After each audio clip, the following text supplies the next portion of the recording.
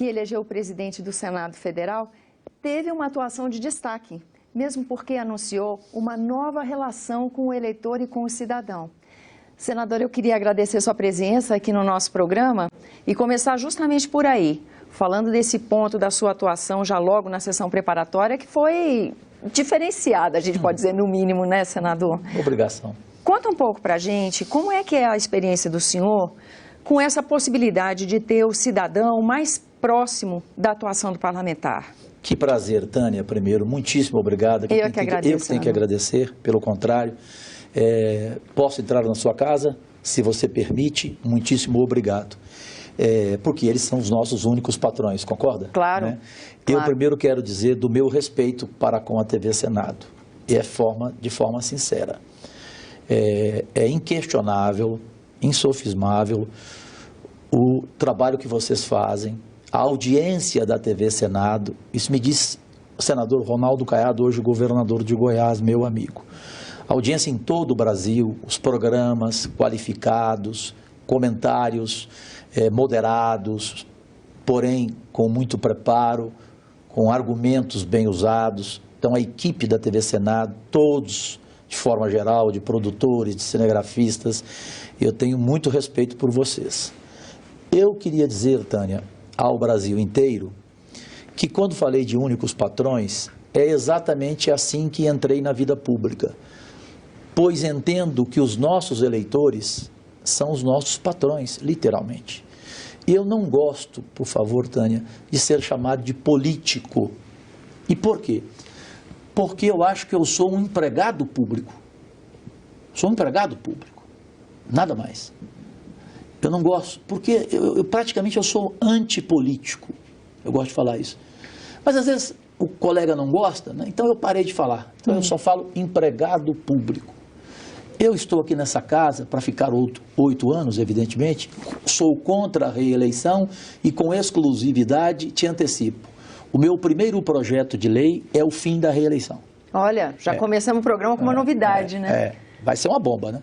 Uma discussão forte no Senado. Mas eu Até porque o presidente do país, Jair Bolsonaro, falava isso toda hora durante a campanha. Depois que ele entrou, ele parou de falar esse assunto.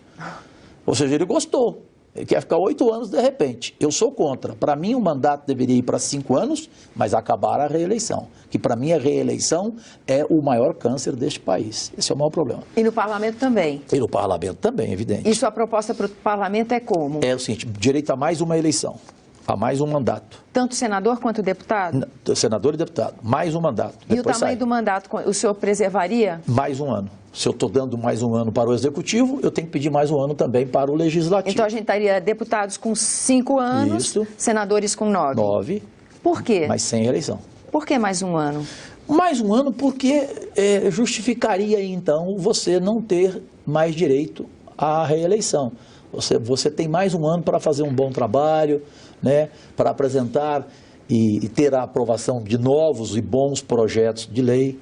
Você nunca vai, Tânia, ver Jorge Cajuru, como na Câmara Municipal de Goiânia, onde fui o vereador mais votado da história de Goiás e proporcionalmente do Brasil, 105 projetos de lei meu, que estão à sua disposição no facebook.com/Cajuru, com K, Cajuru Projetos. 105 projetos inéditos. Me auxiliava nos projetos Fernando Gabeira. Agora, como senador, quem vai me ajudar em projetos, e já me entregou 118 inéditos da educação e da saúde, porque educação para mim é prioridade, o resto é perfumaria, Tânia. Simplesmente Cristóvão Buarque. Na saúde, eu vou ter no meu gabinete Heloísa Helena. E no posicionamento político, eu já tenho senador que é um mito da história desse Senado, por isso que eu falo mito, ele é mito mesmo, Pedro Simon, o gaúcho. Então tem esses 3 Realmente comigo. É uma equipe de destaque. O senador Tasso Gereissati falou: Cajuru, você não tem gabinete, você tem um ministério. Aliás, no seu gabinete, permita dizer, além do ministério, o senhor tem um estúdio de TV, né? Um estúdio de TV. Eu tenho 2 telejornais, 1h30 da tarde, 7 horas da noite, com uma enorme audiência, são 9.123.000 seguidores e acessos. na internet, eu tenho 30 redes sociais, onde eu dou satisfação para o público de tudo o que eu faço e também comento os principais assuntos. Hoje, por exemplo, aquele posicionamento do vice-presidente da República, o Hamilton Mourão, que eu conheci, muito simpático, por sinal, gostei muito dele, ele discordando frontalmente do ministro Paulo Guedes no que tange à Previdência, a idade mínima. Né? A questão de...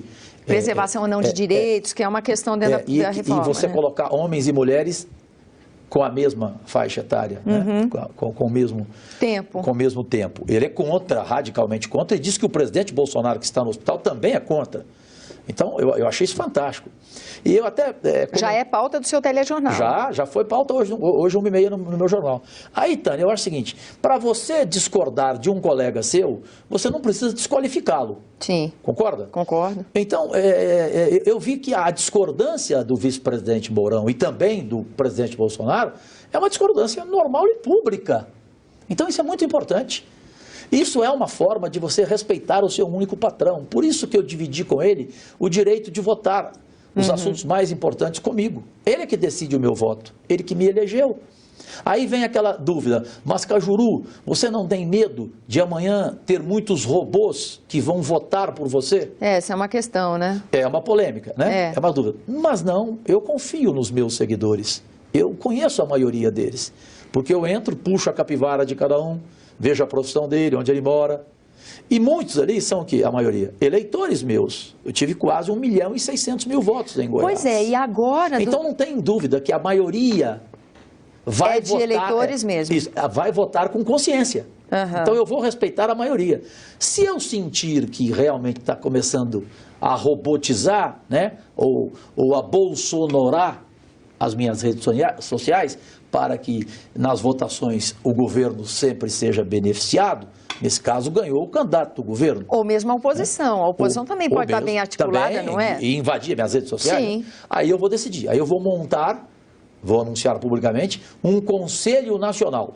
Nossa. Em cada estado eu vou escolher 15 pessoas de todos os segmentos. O senhor já começa respondendo a pergunta que eu tinha. Universidade Federal de Goiás, que eu tenho, inclusive, o ex-reitor dela no meu gabinete, que é o professor Mulatinho, que cuida dos meus projetos, que foi ministro da Ação Social do governo Fernando Henrique Cardoso. Gente, isso é quase um governo paralelo, porque é um ministério que o senhor tem no gabinete. Meu ministério.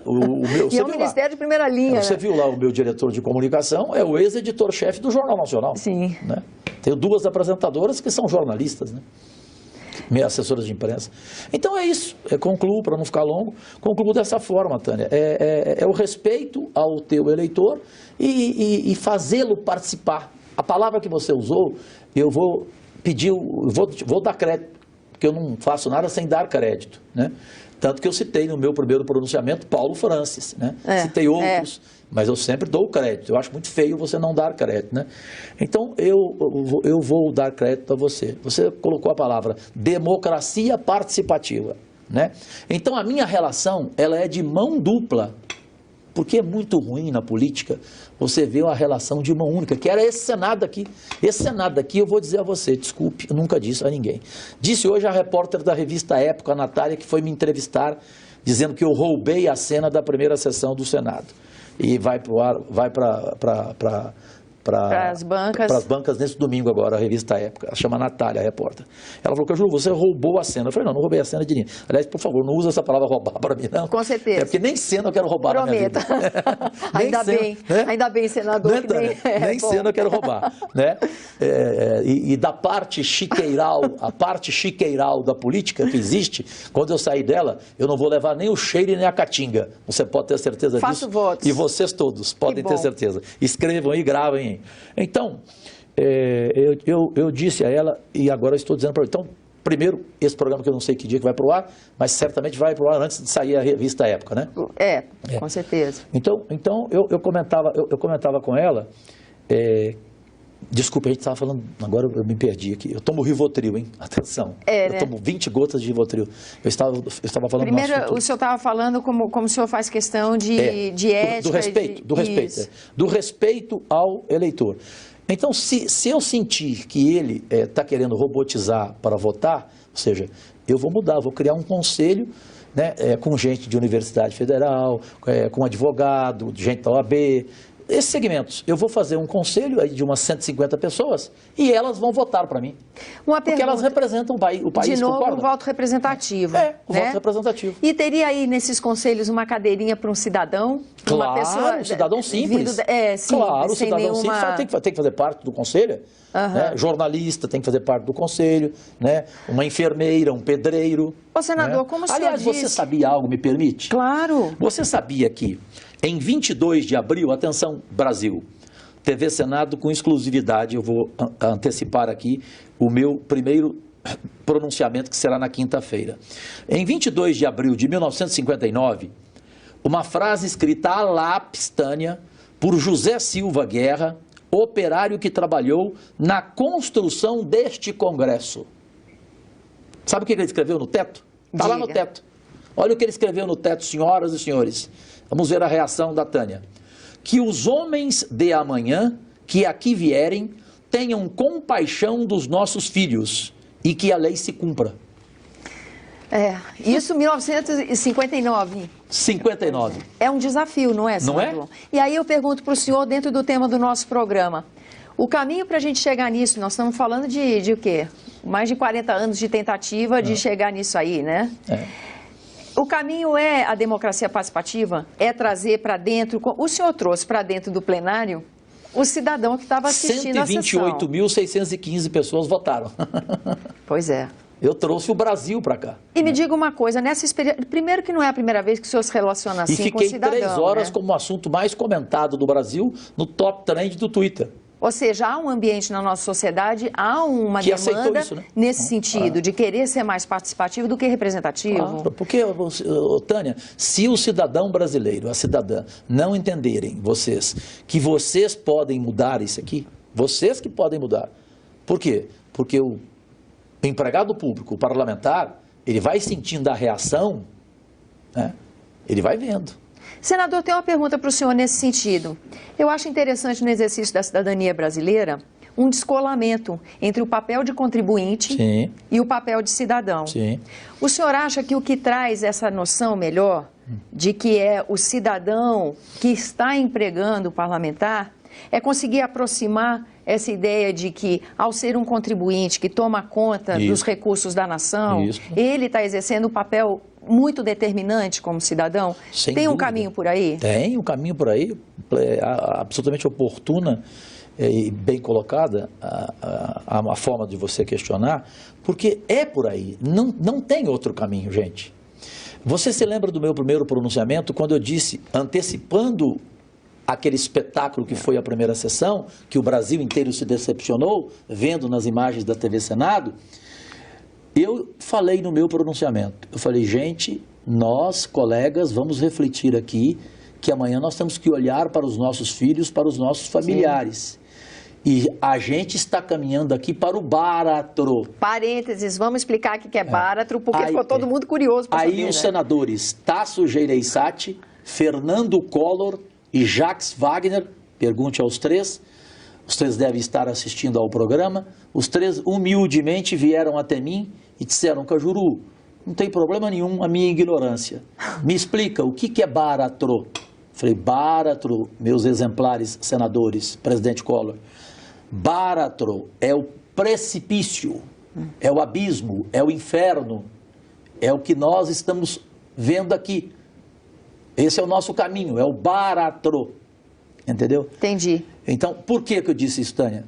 Porque nessa sua colocação do contribuinte, chegar na gente e querer cobrar da gente, cobrar projetos, você nunca... eu lembrei agora, o que eu falei para a Veja, para época, desculpa, o que eu falei que eu vou falar para você em primeira mão, você nunca vai ver o senador Jorge Cajuru apresentar projeto de lei de data, de comemoração, de homenagem a alguém. Não, projeto de lei tem que ser com conteúdo, tem que ser bem justificado. Por isso que eu escolhi Luiz Helena, Cristóvão Buarque, Fernando Gabeira, Pedro Simão, para que eles me ajudem. E querem voluntariamente, não quiseram dinheiro de forma alguma, entendeu? Por isso, porque o contribuinte, meu Deus do céu, ele tem a obrigação nossa de dar satisfação para ele e ele cobrar da gente. Ele tem que cobrar da gente o que a gente está recebendo, quais são as regalias que nós temos. Para dizer para nós isso aí, não pode. Eu fiquei sabendo aqui que senador tem direito a R$ 9.300 por mês, colegas aqui da TV Senado, os colegas porque eu sou jornalista, certo? Uhum. Eu fiquei sabendo que o senador tem direito a R$ 9.300 por mês para gastar com correio, Tânia. Gente, nós estamos na era digital. Eu mando um WhatsApp, eu mando um e-mail para a pessoa. Vou gastar carta? Eu não sou caixeiro viajante. Eu não sou carteiro, não tenho que tragar carta para ninguém. R$ 9.300 para isso. São 19 direitos, né, de regalias. Então, gente, a gente tem que respeitar o dinheiro público. Né? Mas eu te falei no meu gabinete, você ouviu de mim, da minha boca. Falei, Tânia, isso aqui é uma suntuosidade. Olha o tamanho da minha sala, para que isso aqui? Sim, foi eu fico mesmo. com vergonha, Foi meu Deus. mesmo. E no caminho para o estúdio também, nós conversamos exatamente sobre isso. Uma diferença é constatar, expressar, e outra coisa é tomar medidas práticas. Né? Certo, porque senão fica, como a gente conversou no caminho, fica uma coisa demagógica. E no caminho, eu odeio a demagogia, odeio. O Tim Maia, meu amigo, que eu tive o prazer de ser amigo dele, a gente morou junto no Barra Palace. Nossa, isso deve ter sido divertido. Divertido demais. Um dia a gente tem que fazer uma cidadania para falar só disso. O dia que você quiser. Eu quero. Tim Maia, impressionante. O Tim Maia falava assim para mim, o gordo, porque eu estava com 128 quilos. Não, ele não tinha moral para chamar ninguém de gordo. Agora ele, que moral que ele tinha me chamar de gordo? Nenhuma. Aí ele fala assim, o gordo é o seguinte, o gordo é o seguinte, dinheiro é bobagem na vida, não esquenta a cabeça com dinheiro não. Aí ele falava assim, faz um favor para mim. Eu falei, o que é, Tim Maia? Ele falou assim, ele gostava de falar, me ajuda aí, né? Me ajuda aí. Ele falou assim, quando você for falar na televisão, faz um favor para mim, usa a seguinte frase, a mentira não é a pior coisa da vida, não. A pior coisa da vida é a demagogia, porque a demagogia é a mentira mais mentirosa que existe. Com certeza. Frase de Tim Maia. Linda frase. Linda, né? Mesmo. É a mentira cínica, né? Exatamente. E por falar em frase, Tânia, eu lhe mostrei no corredor vindo para a TV Senado, isso aqui, gente, que é para mim uma preciosidade. Isso foi escrito 106 anos antes de Cristo. Isso é impressionante, né? Escritor e filósofo, nascido em 3 de janeiro, em Arpino, município italiano da província de Frosinone, Marco Túlio Cícero. É rápido. Ele disse o seguinte, para você assustar também, Tânia, e vocês da TV Senado no Brasil inteiro. O orçamento nacional deve ser equilibrado. As dívidas devem ser reduzidas.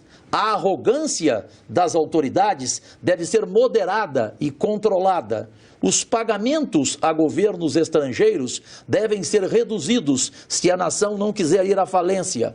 As pessoas devem novamente aprender a trabalhar em vez de viver por conta pública. Quer dizer, a gente acha que é um problema de agora, né, senador? 106 anos de desafio grande para a humanidade, né? A humanidade, né? Gente. Para o processo civilizatório é um desafio. Senador, nós ainda temos mais 5 minutos e eu quero aproveitar esse tempo. Isso aqui para mim... Voou, não foi? Não, voou não. Isso aqui para mim é um patrimônio, é um troféu, um programa desse. Muito grato pela sua presença. 20 minutos, pelo amor de Deus. Eu ainda nem agradeci em nome da TV Senado o elogio maravilhoso que o senhor fez na abertura do programa. Mas eu fiz. Eu agradeço em nome de todos nós da TV. Tânia, senador, quem mente também rouba. É, né? Eu não minto. Então vamos lá. Nesse tempinho Você viu que eu contei a história do meu pai e da minha mãe, né? Eu vi. O Tasso, Cajuru, eu vibrei. Aliás, eu ganhei um troféu no começo do meu trabalho. Pô, o presidente Collor me ligou 9h30 da manhã, domingo, para dizer, Cajuru, nunca na história do Senado um estreante brilhou tanto como você e fez o Senado inteiro calar, com todo mundo olhando para o seu pronunciamento. É por isso que eu disse que o senhor causou. O senhor causou aqui no Senado Federal. Minha obrigação. Aqui chego às 7 horas da manhã, você sabe, né? O que eu vou aproveitar para trazer o senhor para cá, né? De segunda a sexta, viu? Beleza. Eu não quero ser senador turista, não, tá? Tá. Não, e com uma equipe maravilhosa que o senhor montou, vai ter muito o que fazer, né, senador? Nossa senhora, com prazer. E aí, nesse sentido... Eu não faço isso agora, não. Desde 13 anos de idade, com o Datena e com o Heraldo Pereira, o brilhante Heraldo Pereira da Globo, e o brilhante Datena, meu irmão, meu pai, da Band. Os dois são testemunhas, pode perguntar para os dois. Nós fomos amigos de infância desde os 11 anos em Ribeirão Preto. Que legal. O Heraldo, o Datena e eu. Vivíamos juntos todos os dias. Então eles lembram, eu chegava 5 horas da manhã na rádio Renascença, onde a gente trabalhava, onde a gente começou a nossa carreira, Com 11 anos de idade, eu já trabalhava em rádio. E eu saía exatamente à meia-noite. Das 5 da manhã à meia-noite. Então, trabalho na minha vida desde menino, não é porque eu entrei na vida pública agora, não. Entendi. Senador, responde aqui para mim a última pergunta, acho que vai ser o seguinte, o senhor tem essa experiência que também não é de agora, não é porque o senhor está senador, dessa interlocução com o cidadão, não é? Na comunicação. Na comunicação. Uma parte da pergunta o senhor já me respondeu, que é porque agora nós vamos mudar de escala, vamos para o âmbito nacional. Sim. E aí o senhor também já está pensando em mecanismos para adaptar essa prática a um outro contexto. Sim, claro. Né? E eu pergunto para o senhor, como é que essa bagagem, ou se essa bagagem, vai se refletir em projetos de lei? Porque como a gente observou a reação que o senhor causou, disponibilizando redes sociais para que o cidadão possa fazer do senhor porta-voz de uma vontade de um coletivo, como é que a gente pode... A gente nota, é uma sinalização de que a sociedade quer estar pronta para isso. Mas como viabilizar isso? Como fazer essa ponte? O senhor pretende projetos de lei que viabilizem, finalmente, a democracia mais participativa do que representativa? Vai ser a minha prioridade nos projetos. Eu já tenho 168 projetos de lei prontos. Certo. Não quero me gabar aqui não, mas é difícil outro colega ter. Também com essa equipe, né, senador? 168, ter, né? Dos quais 118 elaborados e bem justificados pelo senador Cristóvão Buarque, eterno senador Ernesto Cristóvão Buarque. Principalmente na educação, porque para mim, repito, educação é prioridade, o resto é perfumaria. Mas também tem a saúde, que a Luísa Helena vai me ajudar voluntariamente, e na área política vai me orientar o senador Pedro Simão. Então eu vou por aí, com projetos qualificados. Te dou aqui em primeira mão um exemplo, Tânia. Meio ambiente, vou te antecipar aqui. Vai ser o meu primeiro pronunciamento. Meio ambiente, o que aconteceu em Brumadinho e em Mariana. Sim. Qual é o senador que vai ter essa coragem de falar isso? Vamos ver. Muitos vão concordar comigo, porque aqui tem bons senadores. Eu não critico colega, não. Eu não estou aqui para fazer crítica a colega, não, de forma alguma. Eu respeito muitos deles aqui. A maioria, aliás. Mas eu vou pedir para que eles se juntem a mim e façam a mesma coisa nos estados. E cobrem, porque quantas mineradoras nós temos no Brasil? Não, e o senhor falou de Mariana e Brumadinho, mas a gente teve na Mata Amazônica, no final do ano, um acidente ecológico horroroso que ficou por isso mesmo, né? Como ficou de Mariana. Sim. Né? Mariana até hoje não pagou o IBAMA. O IBAMA tem para receber há 3 anos 350 milhões. Não indenizou as famílias. Não indenizou as famílias. Né? Não pagou recuperou. multa, não recuperou. Concorda? Concordo. Então eu vou falar no meu primeiro pronunciamento, que eu vou antecipar aqui em primeira mão na TV Senado. Eu vou dizer o seguinte: como senador da República, eu sugiro aos diretores da empresa Vale que, por fineza, tomem a água do Rio Doce que está morto, já que vocês falam que ela não é poluída. Tomem essa água. Não tomem água mineral nas suas casas, não. Tomem a água do Rio Doce. Porque se vocês tomarem a água do Rio Doce, o Brasil poderá... Exatamente. Tá resolvido. O Brasil poderá ser exemplo, referência no meio ambiente. Porque um senador da República, ele não tem que preocupar só com a educação e saúde, não. O meio ambiente é um assunto sério, meu Deus do céu. Aí todas as políticas públicas, né? E políticas públicas. O agente público devia usar o serviço público. Claro. De forma geral. Claro, não só os diretores da Vale tomarem essa água, mas use o transporte coletivo. Use a escola, use o hospital. Faça uso da segurança pública, Da segurança pública, pelo amor de Deus. Seria o ideal, né, senador? Eu fiquei sabendo, Tânia, no entorno, eu sou o primeiro senador da história de Goiás, faço questão de falar isso, que vou ter um escritório com um representante no entorno. Porque o entorno é aquela história, né? Nem Goiás, nem Brasília, né? Vai ser em Valparaíso, na cidade de Valparaíso. Nossa, vai causar de novo, hein, senador? As primeiras emendas minhas vão ser para lá. Aí eu fiquei preocupado, sabe com o quê? Em Águas Lindas. Águas Lindas, Tânia, não sei se você sabe, e vocês aí do outro lado. Não tem IML. Nossa. Quem morre lá é enterrado em Formosa. É dramático, né? Não tem maternidade. Nossa, mais dramático ainda. Não tem rodoviária. Águas Lindas com quase 150 mil habitantes. E pertinho, logo ali, né, senador? E para concluir, que vai ser o meu primeiro pedido de emenda, de recurso, como senador que eu tenho direito. As escolas públicas, as crianças, os banheiros são piores do que banheiros de presídios de 5ª categoria. Nossa. Vá lá e cheque a TV Senado e faça uma matéria para você ver. As crianças não têm banheiros dignos. Isso é dramático. Assim, é de chorar. É de chorar mesmo. É de chorar. E nós vamos ter que encerrar assim. E é um encerramento impactante, né? Esse que nós estamos fazendo. Porque o Brasil está chorando há muito tempo, né? E um país lindo, rico, deste tamanho... Sim. É, né? Gestão, né? A oitava economia do mundo, concorda? Sim, concordo. Esse país só precisa que a gente, parlamentar, respeite você aí do outro lado, respeitando o dinheiro público. Porque o dinheiro não é nosso, o dinheiro é público. É isso aí. Então vamos saber economizar, vamos saber como que era o governo Bolsonaro, ótimo, como que era o amigo meu, que eu sou amigo da família dele, gosto muito dele, o ministro Paulo Guedes, mas vamos todos, judiciário, executivo, política, legislativo, todos juntos, sociedade civil articulada. Vamos discutir a Previdência? Vamos. Mas antes, por que não vamos discutir a renúncia fiscal? O Brasil precisa de uma justiça fiscal. Você concorda comigo? Concordo. Chega de renúncia, chega de perdão fiscal, meu Deus do céu. O que é isso aí? Vamos encerrar assim? Vamos. Eu vou encerrar já convidando o senhor para a próxima. Vou ficar de olho nesse horário de 7 horas. Vai ser ótimo para a gente gravar. Eu posso rapidinho? Claro. Eu vou encerrar. Porque a TV Senado me cortou, porque passou da hora, ela cortou uma partezinha. Vamos encerrar só com a coisa que o Brasil inteiro quer. Encerra para nós. Ivan Lins. Aham. Depende de nós, que esse mundo ainda tem jeito, apesar do que o homem tem feito, que a justiça ainda sobreviverá. Canto mal, mas merecia essa música. Aí, encerrou bem nosso programa. Tânia, obrigado. Eu é que agradeço, obrigado, senador. Senado, obrigado a você, meu único patrão. Aí, eu lembro também, a você agradeço a sua atenção, lembrando, senado.leg.br/TV para rever nossos programas. Até a próxima.